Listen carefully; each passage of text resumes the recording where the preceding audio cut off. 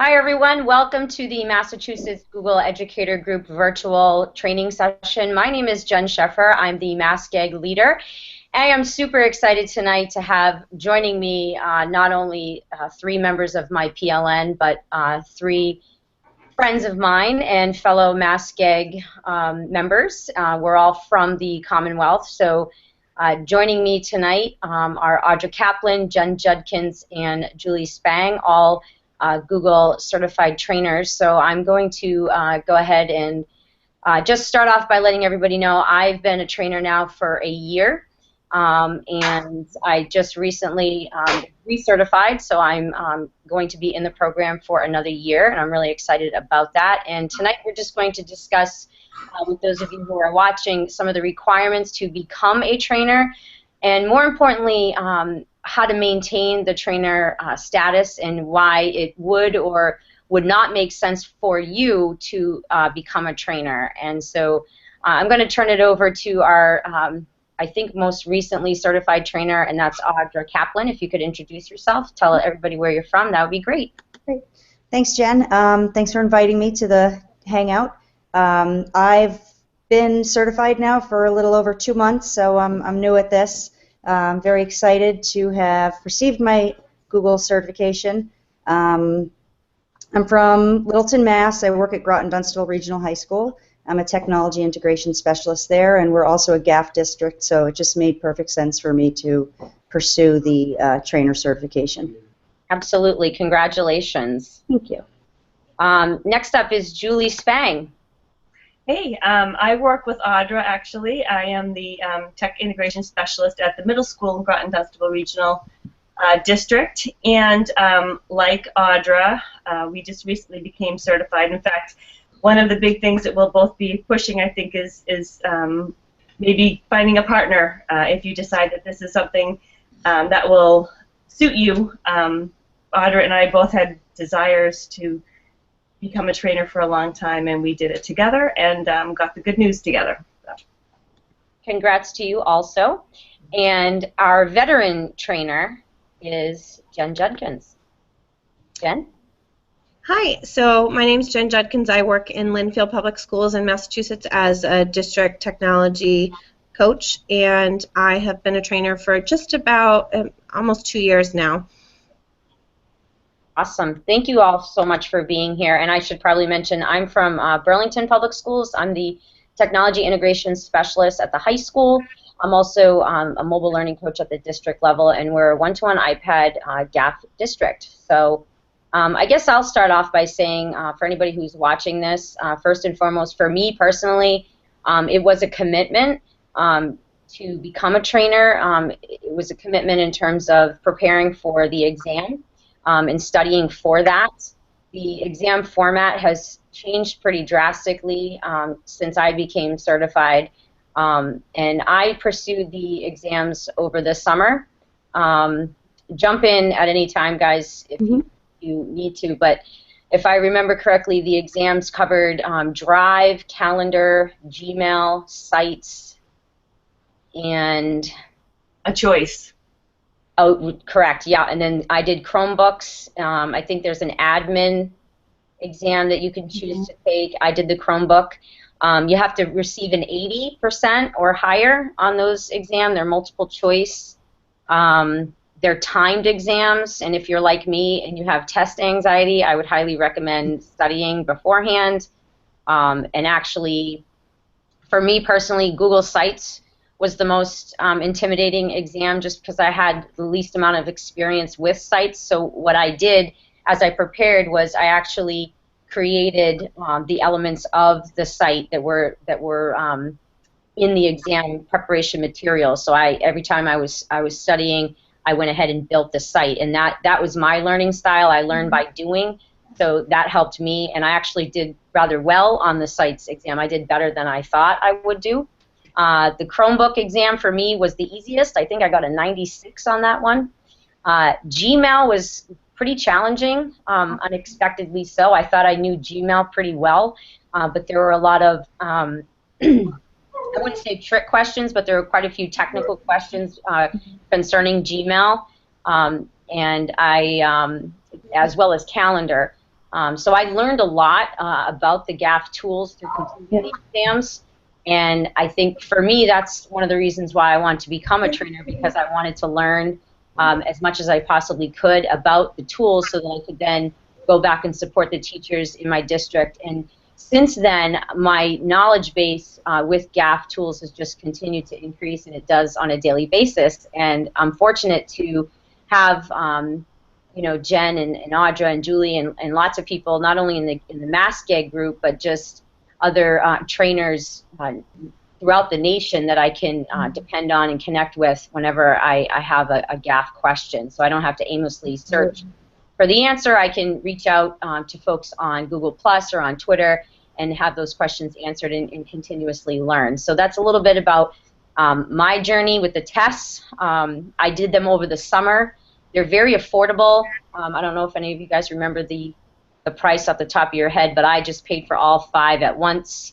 And I believe you have, at the time when I took it, I had 90 days. Yep. Correct. To complete all the exams. I And think they're $15 each, so it was $75 total. Julie and I actually started studying together before we went back to school, and took advantage of the trainer resources that were available and went through the different elements, Drive, Calendar, and just walked through those and learned a little bit of new information together. And I definitely feel the same way. I feel like it helped me to be a better Google trainer, and I'm learning more every day. Absolutely. Jenn, do you remember what it was like for you 2 years ago? And this is for the educator. There's 2 different levels of tests right now. There's the educator level 1 and then the educator level 2. So we're talking about the educator level 1 exams, correct? Or I'm talking about the trainer No, exam. these are not those same tests. So the Google Certified Trainer test is completely different than the Google Educator Level 1 and Level 2 tests. Okay, all right. Set of tests. So, and that has not changed. That continues to be the case. I think they're revamping the tests because they're trying to make the tests more applied as the Google Educator tests are, which is more of a format where they give you a series of tasks that you have to conduct. But one of the things I think that surprises people about the trainer tests is that the kinds of questions they ask are really, fairly obscure product knowledge. So, Yes. As you pointed out, Jen, I felt like, oh, I know Gmail, and I went in there and it included all kinds of stuff about, pop mail and things about, canned responses and stuff about, so the labs. There was stuff in there about tasks and to-do lists and things that I didn't, groups and contacts and, things that I didn't spend a lot of time with in my personal professional life. So I hadn't been prepared for that. So because it's a timed test, you do want to prepare and brush up on those skills ahead of time, because some of the things are sort of obscure. And then the tests do need to be redone in order to keep your certification. You'll retake those tests every 12 to 18 months, depending on when your timing of your certification expires. So you have to pay for them again every 12 to 18 months, and as the Google apps change, it's likely that the tests will change to adapt to the changes in the Google apps. So I think it makes sense that they ask us as trainers to recertify and redo the tests as part of that process, so that we can be sure to keep our knowledge current, since we're trying to help other people out. Absolutely, and that's a great point. And I just took the Educator Level 2 exam, which is the practical-based exam where you have the different scenarios, and that was to become an innovator. I had to take the Level 2 test, and there's 25 multiple choice, and then there was a set of 12 different scenarios where you actually were given a GAF account, and then you had to go into an incognito window and you actually had, it was a performance-based exam, and you had to have your webcam on, and you were sort of forewarned in the beginning that there would be screenshots taken of you throughout the exam, and I guess that's to verify that it's you taking the test. And there were 12 different scenarios, and they were very, I liked it because they were very classroom-based. They were, different almost like case study questions, like which tools would be best suited for these particular scenarios, and each scenario had between 2 and 4 different tasks that you had to complete. So I guess we should clarify that's not the same exam that you take to become a trainer. Right. But if you want to pursue any of the other types of certifications offered by Google, it's probably in your best interest to take the Educator Level 2, and it would certainly help prepare you for the trainer exams. Would you? Yeah, I think to clarify, people get very confused about the types of certifications available. So there are 3 certifications available for educators. There's the Google Certified Educator, which is what you're referring to, Jen, which is you can be a Level 1 or Level 2, and it just has to do with the complexity of those exams and the types of skills that you are demonstrating. Same thing as with the trainer, you retake the tests every 12 months to recertify. Then there's a Google Innovative Educator, which is a program that you have to apply for. There's a whole application process. But even to apply, you need to have your Level 2 certification, which you just talked about. Right.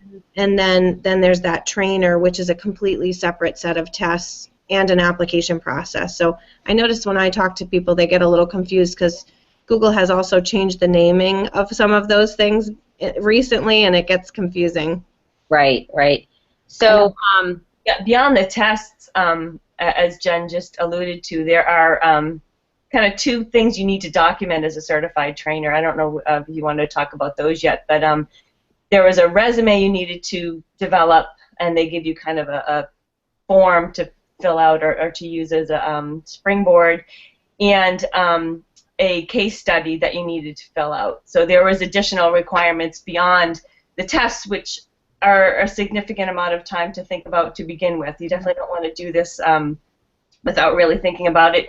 I would say, Audra, maybe tell me if I'm wrong, but we probably studied a good 2 or 3 hours for each test. Yeah.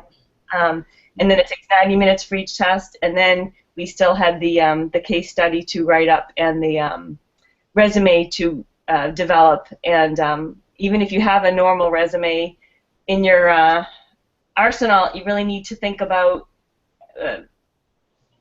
kind of honing that in on Google kind of activity. So you want to make sure that if your goal is to be a certified trainer, which is to take that training maybe beyond the day-to-day job that you have, you need to make sure you have enough experience presenting on Google topics so that your resume looks robust and interesting enough to be considered for the position. Yeah, that's a good point. Thanks for bringing that up. I remember talking with Jen about I had to basically create a whole new resume that was GAF specific, and that's on my blog. And Jen, your resume's publicly available on your blog as well, correct? Yes. teachingforward.net. Mm-hmm. Giving Jen a shout out, and I'm JennSheffer.com. So, and what's nice about those GAF resumes too is you can actually hyperlink the different. That's what I did anyways. I hyperlinked my presentations right in my resume, in my GAF resume. So keep that in mind if you're watching this. You need to, like Julie said, document what you're doing and sort of create that specific resume. The other thing you have to do is create a screencast. Yep. Oh, yeah. To demonstrate. Oh, yeah. Remember that? So just. Yeah, they're forgetting a few things, actually. There's also recommendations that you yeah, can I have a funny recommendation. Considering this was 2 months ago, you guys have a short-term memory about this. So I would suggest you get your references in line early. I was submitting all of my pieces literally at 11:10 the night it was due, and discovered after I uploaded all my files that my references had the same amount of time that I did to respond, which meant they had 50 minutes to respond and be my recommendation. Otherwise, my application would have been null and void. So you want to make sure you take care of that right away. You're welcome. Fortunately, Jenn was online and some other people, so I reached out to them through, Twitter messaging. I didn't want to call anyone on a Sunday night at 11 o'clock. So luckily, some friends were online, and I was able to get the recommendations in. Yeah, PLN to the rescue. So the references are just basically a link that you send out, and I believe your references receive an email. Correct me if I'm wrong. I can't remember. It was midnight, Audra, when I wrote your reference. But it's a pretty standard form that for the references. But real quick, going back to the screencast, I think if whatever the requirements are, if they change, when I applied, it was a 2-minute screencast, and if it's a 2-minute screencast, it needs to be 2 minutes. So you probably won't get your trainer status if you can't follow Google's directions. So if it's beyond 2 minutes, you might have a more difficult time earning the credential. And so that was really challenging for me. The 2 minutes was challenging, and then it was also a challenge to pick an actual tool, because I didn't want to showcase something that was too easy but also too difficult to show within a 2-minute time frame. And I would advise you, if you're creating a screencast, just to be yourself.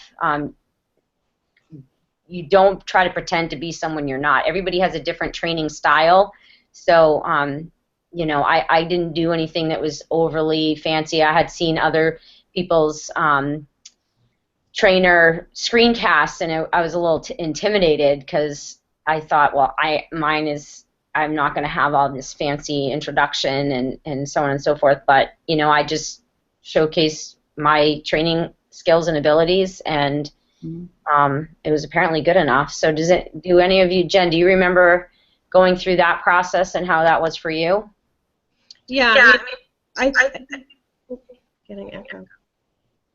Yes, I remember making the video, and you're right. I think the difficult thing is to have it limited to 2 minutes and to be able to plan out what it is to showcase your teaching style, and to come up. I think it's just as important to select, as you said, Jenn, the right topic that would fit into a 2-minute video. It doesn't have to be hugely sophisticated, because if you try something too sophisticated and then you're trying to cram it into 2 minutes, it's going to, not showcase you as a trainer, because as trainers we have to pace things appropriately, and that's something they're going to want to see. So I think the selection of that topic is very important. Right. And there was also a 1-minute portion, your introduction, right? So it was 3 minutes in total. It was your 1-minute introduction and then your 2-minute screencast. Oh, okay. So when I applied, it must be different, because when I applied, it was 2 minutes total. And they've changed it, so I'm not sure how the changes. I just finished, so I wasn't looking into recertifying yet. But I'm not sure what the changes entail. Sure. So Julie, earlier you mentioned the case study, so that's another component. So we've covered the exams, the resume, the screencast that you have to create, the references, the 3 references, and then the final thing, and this is a big part as well, and that's the case study. So for me, I did Google Classroom and how the implementation of Google Classroom impacted the digital workflow for the teachers in my district, and how that was really transformative for many teachers. We don't have a mandated LMS in Burlington, and we still don't, but the introduction of Classroom and the training sessions that I did during our summer PD sessions really had a pretty significant impact, particularly at the high school, and so that made sense for me to focus on Classroom for my case study. And I was able to gather data from our teachers on how the integration of Classroom was impacting their teaching, their communication with students and parents, and so on and so forth. So that's what I did for my case study. Julie and Audra, Julie, do you want to talk about what you did for yours? Sure. Actually, I would agree with you about the case study and the video, as far as not getting overwhelmed or intimidated by others. When I looked at some of the samples, I just thought, oh gosh, my my case study, I decided to hone in on how we approached introducing staff basically to our district and all the ways that we reached out to make students and teachers comfortable. But looking at some of the samples, I thought, oh, this is big deal. Everybody has done this, but yeah, I did it anyway. But it's what works in your district. Yeah, that's absolutely right. And the video is the same way. You know, I agree with you. I saw some really snazzy videos, and I just thought, oh gosh, forget it. Mine is just me talking about what I do, and I put some, video and images of me in action, but that was enough, and that is me, and that's okay, and that this case study was the same kind of approach. That was me and how I approached the middle school and working with the implementation over the past couple of years. And I don't know about you, Audra, but it was it wasn't that part didn't intimidate me as much, I guess, but looking at samples, just take it for what it's worth, I guess. Audra? So we, a couple years ago, we had a whole new central office come in, and we looked at how professional development was delivered in the district. And we used to have, our curriculum days were dedicated to guest speakers coming in, and we'd sit in the pack, and everybody would listen to a speaker for a couple hours. So we put a PD committee together 2 years ago, and they revamped the whole system. So teachers... we looked at what teachers wanted, and from that came up with topics, and then reached out to the staff to say, this is what you're interested in, who's interested in maybe teaching a 10-hour session on these over our curriculum days.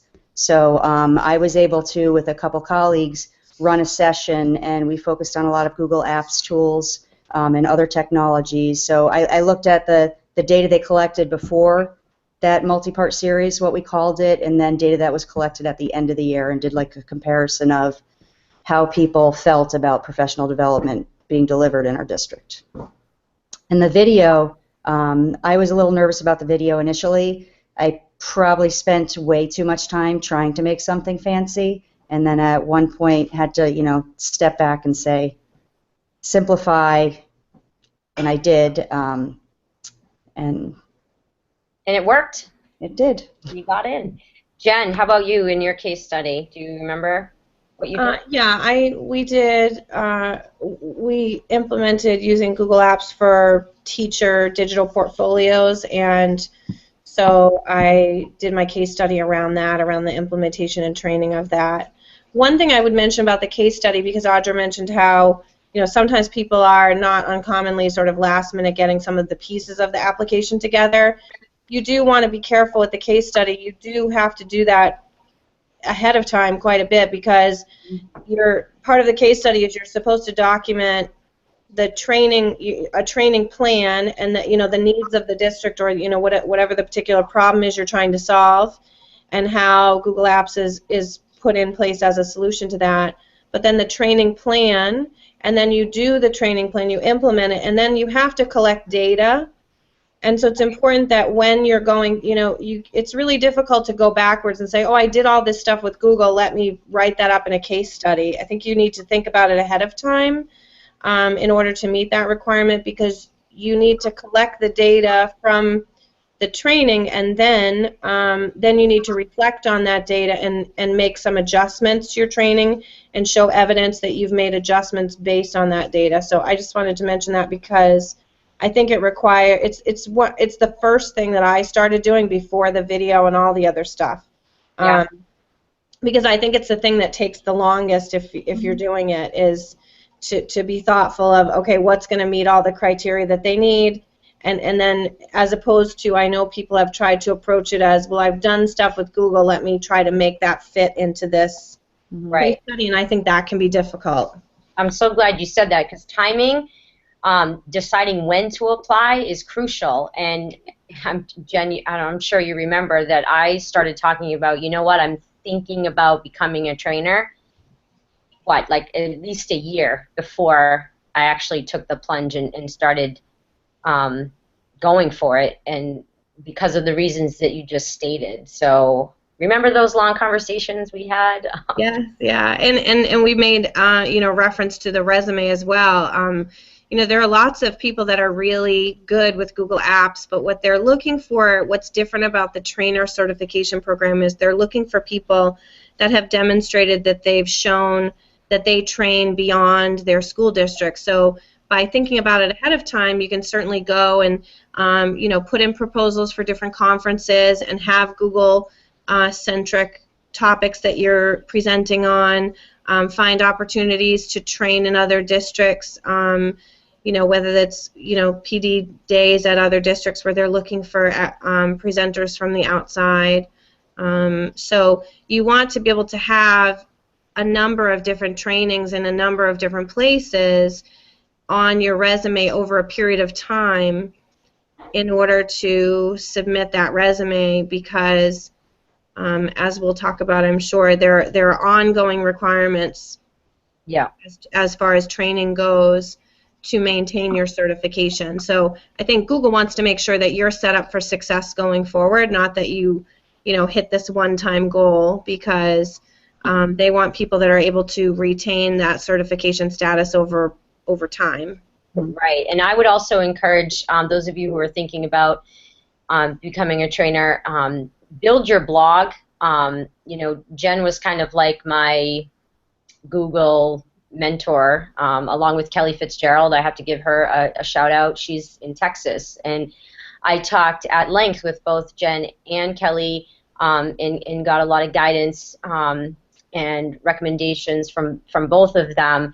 And so I started building my blog, because you do have to, it makes sense on your resume to put a link to your blog, and I had a whole section of my blog that are all ed tech training resources, and probably 90% of those are Google-based screencasts. So when they reviewed my application, they probably took a peek at my blog and noticed, okay, she's a Google fangirl, and she does a lot with Google training, and those screencasts, whether they looked at them or not, many of them were over the 2 minutes that were required for my application, but it was clear and evident that I was doing a lot of Google Apps training. So I'd encourage those of you who are thinking about it too to, like Jenn said, do a lot of conference presenting, but also build resources on your blog that show that you are really committed to Google Apps for Education, and you want to spread the Googliness, if you will, both in and outside of your district. So I'm going to turn it over to Jenn, because I think you really articulate well what it means to, once you get this certification and you get your badge, woohoo, the work has just begun. So a lot of people are like, I'm a trainer, great. Well, to maintain your status, you have to continue to train, and I think, Jenn, you're best suited to share with viewers what that entails. Sure. So there are a couple of requirements that are ongoing to maintain your certification, and these requirements need to be met yearly and in some cases quarterly. And at any point, they can revoke your certification if you don't follow up with those requirements. So we mentioned earlier that one of them is to continue to renew your Google exams. So those have to be done typically every 12 months, sometimes up to 18 months. Again, it depends on when you took your exam. So some people take their exams in advance, well in advance of getting their certification. So you'll see that when you get your exam certificate, it's good for 12 months. So it's timed based on when you get your certification. So if I got my certification in June, but my test was going to expire, 6 months later, I would actually not have to retest until the following June is when it would be due. So in some cases, you can go a little longer than 12 months depending on the timing of your exam when you took it initially. And then there's a certification requirement that's quarterly that involves you providing training and documenting that training and submitting that to Google. There's a specific form that you have to submit your training on. There is a minimum requirement of 3 trainings per quarter, so that would be 12 per year. And those trainings, there are some requirements around those trainings. So you know, each thing has to count as its own standalone session. So maybe you do a series of training around Gmail and calendar, and that lasts, you know, say 3 sessions. Those really only count for one training. It's the same group of people meeting 3 times over that series of apps, and that would count as one of 3 trainings per quarter. In addition, you can count even shorter things as long as it's self-contained. So if you present at a conference for an hour on a specific topic, that could count as one of the 3 trainings. The tricky thing is that you must collect the participants' email addresses in order for the training to be counted. So, you know, it's like a lot of things we've talked about. You have to plan ahead for these things. So what you don't want to end up having happen is get through the end of the quarter, scramble to go enter your trainings, and realize at no point did you collect any usernames. Right. So all of the trainers I know have a Google form that participants fill out. I have one that can even automate a PD certificate for people, you know, like a participation certificate for people. But anyway, by having them fill out a form and having a field where they enter their email address and explaining to participants that, you know, the email address is a requirement for me to record, you know, for maintaining my certification, that's something to, you know, that you'd have to have in place and do. So I do significantly more than 3 trainings per quarter, which is good because at times some of the trainings that I do I don't collect that information just because of the nature of the training, and so I just don't put those forward when I'm submitting them to Google. Yeah, and the approach that I've taken is I've presented with apps events several times, and I'll present 4 sessions. So I might do something about Classroom, Hangouts, Google Plus, and Google Drive. And what I do with my presentation resources is I make all of the presentations public, but I put them all in a Google site. So I just build a Google site, and each tab in the site has the title of my session. So when people come into the session, I create a bit.ly, they go right to the Google site, they click on the tab for the session that they're in, and then there's the presentation. And there's also a tab on that site for the evaluation form, for the feedback form. And I mentioned that right at the beginning of the training session because, like Jen said, like, you know, your adrenaline's pumping, you're ready to do your training session, and that is really critical that you get that feedback, you capture the emails of the participants, and then I also ask for, you know, just feedback and quotes, and I kind of have used that as references, and I put that on my blog. I ask participants, is it okay for me to quote you on my blog? So that's just my approach, and that's my advice. And people seem to like it because then they realize, oh, I can't make it to that session on Google Plus, but I'm interested in it, so they can just revisit that Google site, you know, when the conference is over, and then they can grab those resources from there. And the resources are a requirement of the training. So when you are submitting your training, as you know, Jen, you have to submit a title for the training, where it happened, a link to, you know, to verify that event took place. You know, maybe it's a link to the apps events, you know, summit, or a school district that had you in for a PD day, so a link that shows that occurred.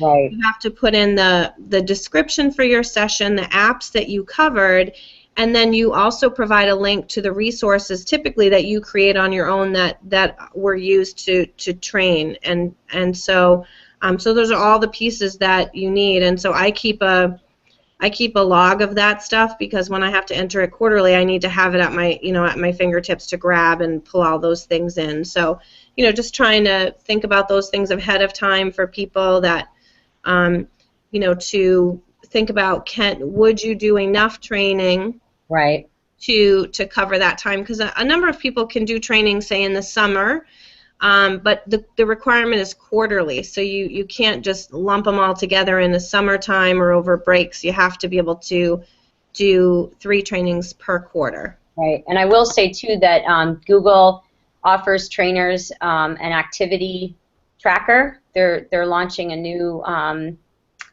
I think it's a form. It's a place where, as a trainer, you can click on the activity tracker and log everything. And I will also say that I think Google is fantastic in terms of sending out reminders to people. Justin is the, and Audra must have received some emails from Justin because she's smiling, but he's been great sending out the reminders and deadlines, like don't forget you have to submit by January 31st to maintain your status. And I've been in direct contact with him, not only regarding the trainer certification, but also the educator level 2 exam that I pursued recently. I was having some difficulty accessing the exam, and he was very responsive. So the Google Apps team, I think, is really dedicated to helping people through the process that are willing to go through the process, because it is a commitment, like Jen has said numerous times. It's one thing to plan ahead and obtain the credential, but it's also a commitment after the fact if you want to maintain it. So, Audra, did you want to? Are you excited for your? I actually wasn't aware of the collecting emails. That's new to me. So that's good to know. And I was curious about, because I haven't clocked any time. I have time. I just haven't clocked added anything yet. What about something like this Hangout? Couldn't you use this? I don't know. I've never used virtual events. I suppose you could try it. I don't know.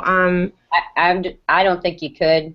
I've only ever recorded actual face-to-face training. I've never recorded any virtual training. And I remember because I just submitted a lot of sessions recently, and from the list of GAF tools that were available for you to check off, I don't think this would fit into any of them. There was I think there was another spot, but I don't think this would count. I think a virtual training session where somebody was screen sharing, perhaps. You'd have to have like handouts or a presentation that you're providing. I don't think it would be enough to just have the video link. Yeah. And then maybe we should mention there are additional requirements for maintaining certification. We just talked about the kind of the big ones, but then there's also a requirement to participate in there is a Google Education Trainer group. That's a private group that you have to be a participant in, so you're responding to people's questions or posting questions of your own, and hopefully a combination of that. So that's a requirement, as is the submission of originally created training materials. I think you have to submit one. Is it just one per year original training material to Google? They have you basically catalog it based on the app that it corresponds to, and then as a trainer, that's one of the benefits, is you have access to this curated collection of trainer resources that are developed, and with the idea that you can take and use and borrow other trainers' materials.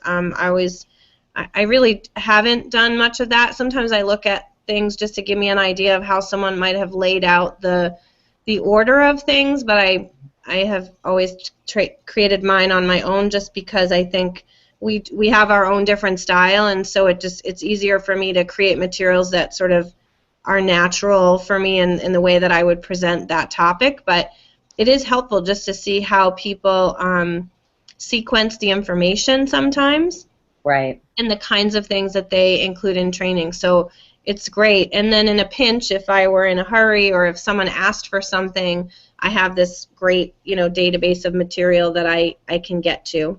Right. And the group that you're referring to, that group the trainer group is on Google Plus. Correct. It's a great resource. Well, the group that they the group that Google has created that they require you to participate in is not on Google Plus. It's a Google group. Yeah, the email. Old-timey group. I wish it were on Google+. There is a Google+ group that's private for trainers, but I believe that was actually set up by another trainer. Okay, so the one you're talking about is the email group, correct? Yeah. Yes, that is a very active group. Yes. It is. But I would, Great example of how to use email filtering. Yes. But I would encourage people to get on Google Plus if you want to become a trainer. It's part of the GAF world, and it's a fantastic way to build your PLN with other trainers and people who are as googly as you are. It's not going away.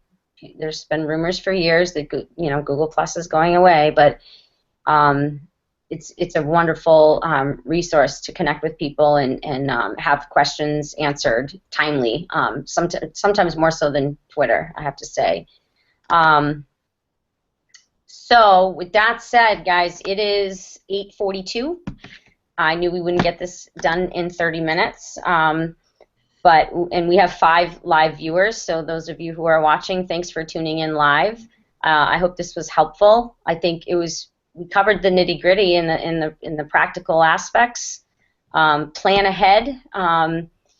Becoming a Google trainer is not something that you can decide upon on a whim and just say, hey, I'm going to become a trainer tomorrow. I think you need to plan out, I would say, at least a year in advance and be strategic about it.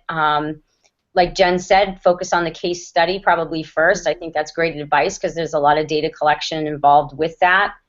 I think summer's a great time as well because we started just before we went back to school, and we'll get to that next week. We'll get to that next week, and then a couple months later, we were finally wrapping things up. Yeah, and the test. I mean, I would prepare ahead of time for the test. During the test itself, I was using the Google machine to find some of those tricky answers, and I did it completely independently. And spent a lot of time, invested a lot of hours over the summer preparing for those exams. So if you have test anxiety, as I do, I think summer's a good time. And I took them, I think one per week. I just focused on one exam per week. Building your resume, presenting at as many conferences in and outside of your district as possible, finding 3 really high quality references that can speak on your behalf and your abilities to be an effective trainer, and your screencast. So I think those are all of the elements. The Google Training Center website has everything on it that we just said in this GEG event. Is there anything I'm missing, Jen or Audra, that you guys can think of? No, I think you covered it. Awesome. Okay. So again, if you want to become a trainer, I think it's a really worthwhile investment of your time and energy. It's going to benefit you professionally. It's going to benefit the teachers and students in your district if you're a GAF district or school. For me, it was a highly individualized form of professional development, and it continues to be. I'm doing some really advanced Google Forms and add-ons and learning a ton from Jenn Judkins, who's the Forms guru. And with that being said, I would like to give both of you the opportunity to plug where you'll be presenting next, where and when you'll be presenting next. So Jenn, if you want to share where you're going to be heading and what you'll be covering.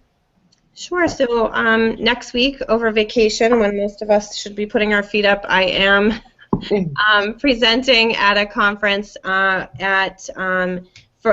by MassQ.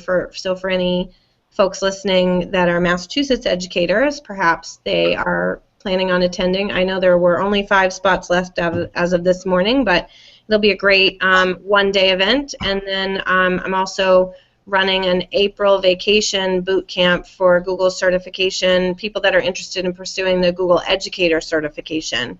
But that and other events are listed on my website. There's an events page, so it's teachingforward.net. Awesome. And Audra, where will you? I'm going to be presenting at the next APPS event in New York City. I'm super excited. I believe it's March 19th and 20th. I'll be doing 2 sessions. Both they're actually third-party applications that integrate with Google Sheets, so we'll be using a lot of Google Sheets. Yeah, and that's the next one I'm presenting at. Super excited. Yeah, well, no vacation for Jenn Judkins, and Audra will be in the Big Apple. My next presentation is TBD. I was going to go to Chicago. Unfortunately, that fell through, but I'm hoping to be in New Hampshire in the summer and maybe Massachusetts. Dan Callahan is working on something that he mentioned to me briefly for the summer, so I'm going to look into that.